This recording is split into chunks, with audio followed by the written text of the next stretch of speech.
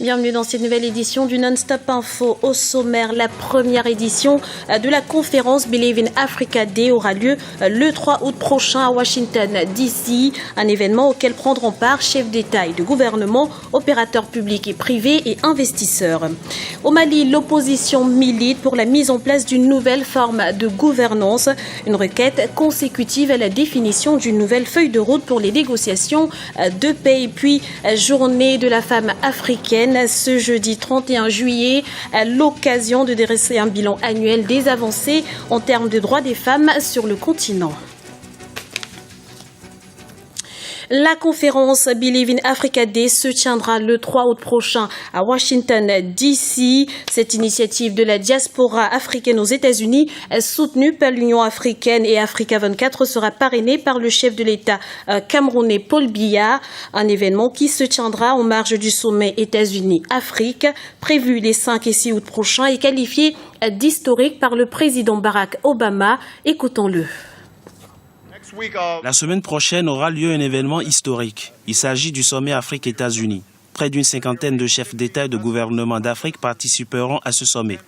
C'est la première fois qu'un président américain organise une telle rencontre avec des chefs d'État africains. Ce rassemblement est l'expression de la nouvelle approche que j'adopte dans mes rapports avec l'Afrique depuis que je suis élu président des États-Unis. La sécurité, la prospérité, la justice que nous recherchons tous à travers le monde ne seront possibles que grâce à une Afrique forte, prospère et indépendante. Et vous pourrez suivre cet événement en direct de notre antenne le 3 août prochain à partir de 12h GMT. Après le consensus autour de la feuille de route pour les futures négociations entre le gouvernement malien et les groupes armés du Nord, société civile et forces politiques sont invités à faire des propositions en vue du second round de négociations prévu ce mois d'août à Alger. Un reportage de notre correspondant au Mali, Idrissa Sangaré.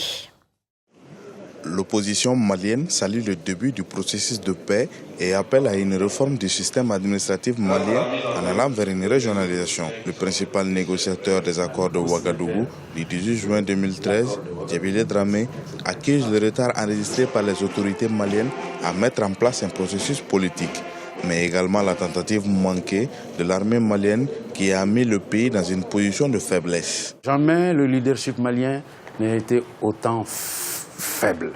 Jamais la crédibilité intérieure et extérieure d'un gouvernement n'avait été autant entamée, n'est-ce pas, au Mali, et comme elle l'est aujourd'hui. Et donc ça veut dire que nous abordons des négociations extrêmement difficiles sur le fond, en position de faiblesse.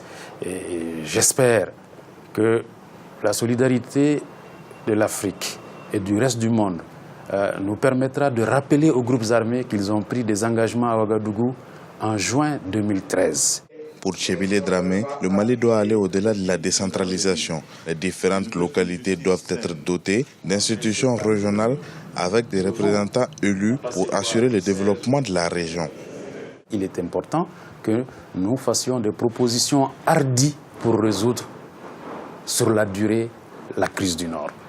Et c'est pourquoi nous, au niveau du Parti pour la Renaissance nationale, nous avons mis de l'avant la proposition de l'élection des gouverneurs des régions par des assemblées régionales élues au scrutin proportionnel dans toutes les régions du Mali. Tout comme le gouvernement, tous les acteurs de la crise au Mali sont unanimes sur la nécessité d'une nouvelle forme de gouvernance. Afin de sortir de la crise multidimensionnelle qui traverse le pays depuis mars 2012, un autre Mali émerge, un Mali politiquement soudé, économiquement fort. Réunion d'urgence ce samedi du nouveau Parlement libyen, soit à 48 heures avant la séance inaugurale prévue le 4 août. Une rencontre qui sera taxée sur la situation sécuritaire qui prévaut actuellement dans le pays. Les combats font en effet rage depuis plus de 2 semaines à Tripoli et à Benghazi. La nouvelle chambre espère remettre de l'ordre dans les institutions de l'État et former au plus vite un nouveau gouvernement. En Guinée, les plages sont désormais interdites au public. Une décision du gouvernement qui fait suite au drame qui s'est produit mardi soir à Conakry. Une vaste bousculade lors d'un concert a causé la mort d'au moins 34 personnes. Une semaine de deuil national a été décrétée. Un reportage de notre correspondant Mohamed Lamine Solano. En Guinée, les plages sont de nouveau fermées au public. Une décision gouvernementale après la mort de 34 jeunes et des dizaines de blessés lors d'un concert sur la plage de Robané à Taouya en banlieue de Conakry. Le drame est survenu dans la nuit d'hier mardi lors d'un concert de deux groupes de rap des plus populaires de Guinée. Le gouvernement va prendre toutes ses responsabilités. On va renforcer la brigade environnement et urbanisme pour empêcher toutes les occupations sauvages et privatives des plages. Et prendre des décisions sur nous-mêmes pour faire de l'aménagement, pour que les jeunes puissent avoir des lieux de plage mais sécurisés. Selon des témoins, les organisateurs du spectacle auraient vendu plus de tickets que prévu pour le concert. Les enquêtes annoncées situeront les responsabilités, alors que le drame crée le choc chez les populations. L'occasion pour le gouvernement d'annoncer un certain nombre de mesures.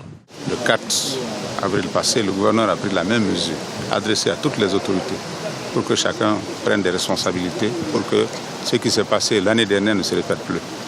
C'est pourquoi le procureur de la République a été instruit par le ministre de la Justice. Des enquêtes vont être ouvertes, des responsabilités pénales vont être situées et au plan administratif, des décisions vont être prises. Une semaine de deuil national a été annoncée ce mercredi matin par les autorités guinéennes. Le 1er janvier dernier, un événement similaire s'était produit sur une des plages de Conakry à Lambagne, occasionnant 6 morts. Aucune sanction exemplaire n'avait été prise à l'époque. Cette fois-ci, les autorités guinéennes semblent plus déterminées à mettre fin à ce genre de spectacle organisé sans de véritables mesures de sécurité. Dans l'actualité également, c'est ce jeudi 31 juillet qu'est célébrée la journée de la femme africaine. Plusieurs événements sont organisés à cet effet sur l'ensemble du continent. Initié par l'Union africaine, l'événement est l'occasion de promouvoir la femme africaine et d'œuvrer pour l'égalité des droits dans tous les secteurs. Intéressons-nous justement aux avancées réalisées dans ce domaine sur le continent, 11 ans après l'entrée en vigueur du protocole de Maputo. Où en est-on? Ce document a-t-il permis de garantir les droits des femmes africaines? Élément de réponse avec Florencia Saint-Poré. Promouvoir l'égalité des droits pour favoriser l'épanouissement des femmes africaines sur le continent.